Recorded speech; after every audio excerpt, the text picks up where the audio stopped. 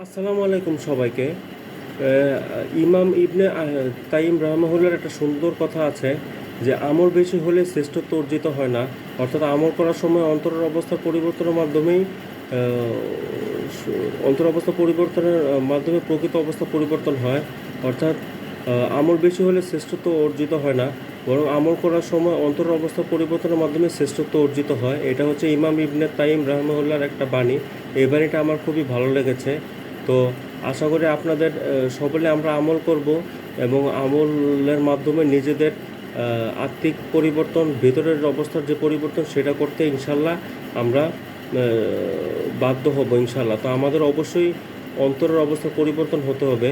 আমল করার সময় কোনো রিয়া করা যাবে না, লোক দেখানো আমল করা যাবে না। তো আজকে এই পর্যন্তই। সবাই ভালো থাকবেন, সুস্থ থাকবেন। আসসালামু আলাইকুম ওয়া রাহমাতুল্লাহি ওয়া বারাকাতুহু। আর অবশ্যই আমাদের অন্তর অবস্থা পরিবর্তন করতে হবে আমল করার সময়। তো আজকে এই পর্যন্ত। সবাই ভালো থাকবেন, সুস্থ থাকবেন।